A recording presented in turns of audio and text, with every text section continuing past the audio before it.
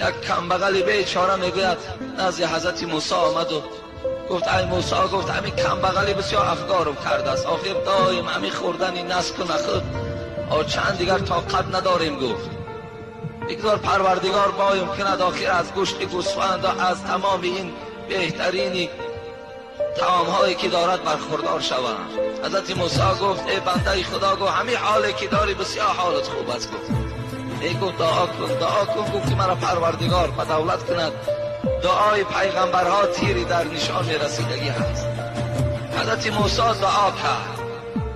دعا کرد که پروردگارا، گفت همین بنده تا به دولت بگردان. اگر چنان با دولت شد که دیگر هیچ حد کنار نداشت دولتش. از بین یک 3-4 سال گذشت. این برادر در آخر از ما طلب کرد از دعا کن که تابلا من بای شوم. کسی بود از خیلی از من دعای حضرت موسی را بین و این حال این مرد ببین چی شده است. برای من دعا میکنم که خدا ترا رزق کفایت کننده دهد. از من 3 سال گذشت. میگوید حضرت موسی با یک قشلاقی گذر میکند که مردم زیاد جمع شدن. گفتن چی معرکه هست؟ و یک آدم گفت در دار میکشند. در دار میکشند؟ بله. کی است این آدم؟ این آدم یک آدم بیچاره گدا بود. نزد حضرت موسی رفت دعا کردن. اون پیغمبرها را نمیشناختن مردم.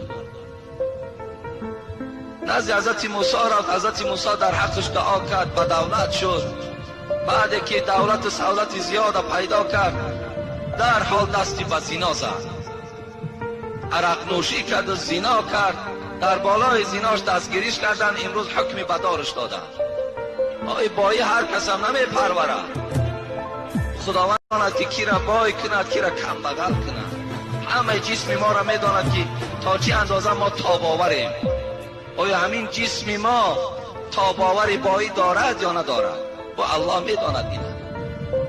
بعدن حضرت موسی بسیار غمگین شد. نگاه کرد که این مرد را که دعا داده بود برداشتن و در گردنش بنده و در دار کشیدن. غمگین شد.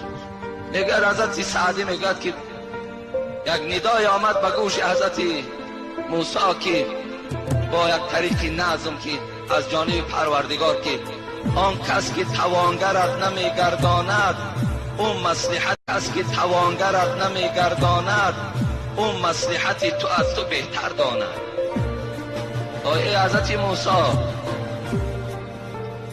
پروردگار از تو در دیده بهتر میداند که کی را بای کند، کی را کم بغل سازد. الله این نحستر میداند.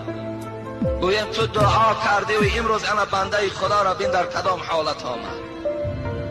و برای پروردگار مشورتچی و مصلحتچی لازم نیست. الله خودش میداند چی کار کند.